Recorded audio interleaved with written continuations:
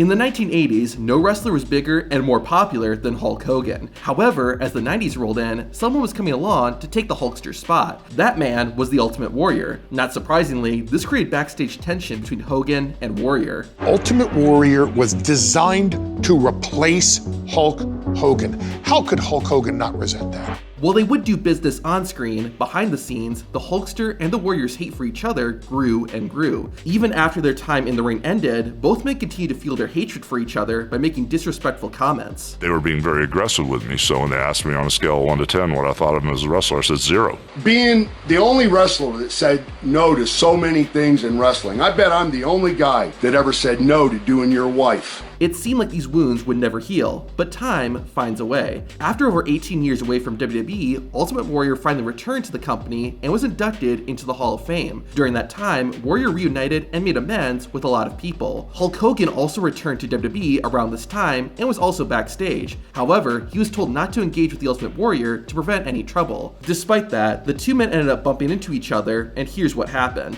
And I want to just tell you, honestly, from the heart, you're a great man, a good person, and I love you, and I just hope, someday we can just start I appreciate you said so. I knew that you wanted to and stuff, and it's hard for me because when you get disrespected like that, I got kids and I got family, and it just was so wrong in so many ways. But I accept your apology, man. Thank you, my brother.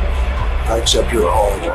Randy Orton is known for being one of the most vicious wrestlers in the ring, and even backstage, he had a reputation for getting angry and leaving undesirable substances in his co-workers' bags. However, the Viper has matured, which you can see in this clip. At a WWE show, Randy Orton was greeting fans when he noticed something was wrong. A child was getting crushed against the barricade and was at risk of severe injury or even death. Orton saw what was happening and immediately jumped into action. He took off his belt and had the fans move, saving the young fan from dying of suffocation. Umaga had a short but very impactful WWE career. His sudden death in 2009 shocked fans, but what most people don't realize is that Umaga had 4 children and a wife. Umaga's family faced many hardships after his passing, and Umaga's son actually ended up in prison at the age of 15 and spent 6 years behind bars. However, Umaga's son has followed in his dad's footsteps and started training to become a wrestler. One of Umaga's friends, former WWE wrestler Maven, talked to Zilla backstage and had a touching conversation about Zilla's late father. I gotta tell you, I loved your pops as much as any human being I've ever met in my entire life. God, it's so crazy to see you standing here today. You know how proud he'd be of you? He'd be so proud. He'd be so proud. I'm sure your mom's told you stories about us on the road. Not only that, what's crazy is I'm learning who my dad was through Yes, that's what's crazy. It was crazy. And I didn't even know Pops, to be honest, I didn't know Pops had an impact. Dude. Like that, so. It wasn't just an impact, it was a genuine love. When I got to Cincinnati and HWA, I was terrified. I had no friends. I had no one that had my back.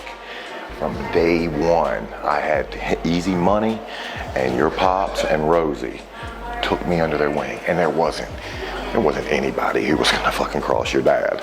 So once they was like, yo, Maeve's good, he's with me, man, I had smooth sailing. I'm not even going to give an introduction for this next clip. It's just so wholesome. And I had gotten into taking this so seriously 24/7 that I forgot that this is supposed to be fun. And Shotzi brought out that side of me that I forgot that was there. She reminded me of this. Damn it. What did I do? What you saying about me? Oh, my I did this to her earlier. You get me, I get you. I know. This is my tutupa. I love you. I love you too. This next clip shows just how much more positive of a place WWE has become ever since Vince McMahon left. During a backstage segment on Raw, the broadcast team was late with cutting the camera feed. This accidentally showed just how positive and supportive the WWE production team is. Good job, Ryan. Good job. That feel good? Way to go, cameraman Ryan. A lot of relationships were ruined on November 9th, 1997. On that date, WWE hosted the Survivor Series pay-per-view, where the WWE champion, Bret Hart, defended his title against Shawn Michaels. Backstage, Bret Hart refused to lose the title, so WWE chairman Vince McMahon went behind Bret's back and had Shawn Michaels and the referee, Earl Hebner, go off script. Before the match, Bret thought this might happen and had talked to Earl and gotten Hebner's word that nothing would happen during the match. Well, I don't have to worry about the referee tomorrow because I talked to Earl. He swore on his kids that he's not going to let anything happen, and I can trust Earl. However, Earl Hebner was pressured by Vince McMahon, and he likely would have been fired had he not done what he was told. When Earl Hebner called for the bell, this hurt, if not outright destroyed, Bret and Earl's relationship. Years later, Bret Hart was at a show that Earl Hebner was also a part of. The Hitman then said something nobody expected. Whatever happened in Montreal certainly is no reflection on the character of Earl Hebner or Dave Hebner. So if you're back there, I'd like to ask both of them to come out here and join me in the ring. Well, I'm a little bit choked up here, but it all worked good for me because this is in my hometown, and it could have been a person that I never wanted to see, was Bret Hart. All I want to say is Bret, the Hebner's love. You're a heck of a guy.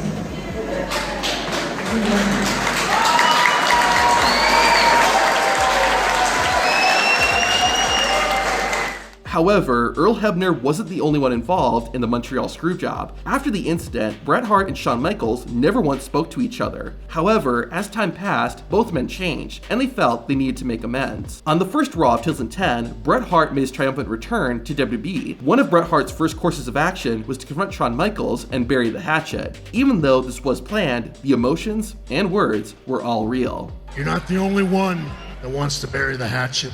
I guess all I have to say is, are you sure? And are you ready? Let's be real honest. You weren't the easiest guy in the world to love either back then. And you're a guy that certainly had his issues. But you're right. My career and your career shouldn't always be tagged by what happened at Survivor Series. I had a great career. You've had a great career. We both accomplished so many things. I think it's as good a time as any right here and now for you and me to take this opportunity in front of all these fans right here in Dayton and all around the world to look each other in the eye and take this moment and say that we could be friends. So I offer my hand to you in friendship. Right here in front of everybody, right from the heart, right from the bottom of my heart, I call for a truce, and I call for you to shake my hand, and if you want to bury the hatchet, let's bury it right now. The night after the 2020 Money in the Bank, the Raw Women's Champion, Becky Lynch, kicked off Monday Night Raw. Fans could quickly tell that Becky was not in character. Tonight is no ordinary night for me. I'm torn between joy and sadness because I'm at a place in my life where things are about to change and I needed to do something about it. Becky was holding back tears the entire time, but before she could say what she needed to, the Women's Money in the Bank winner, Asuka, came out. Lynch shocked the Empress of Tomorrow by saying that last night's Money in the Bank match wasn't for a contract, but for the Raw Women's Championship, making Asuka the new champion. After Asuka was done celebrating, Becky Lynch revealed why she was forfeiting the championship. And as happy as you are to be the champion, I might be a little bit happier. So you go and be a warrior, because I'm gonna go be a mother. Asuka broke character and congratulated her enemy, even starting a Becky chant. Becky! Becky! Becky! Unfortunately, not all moments are this wholesome. To see wrestlers getting angry in public, watch this video.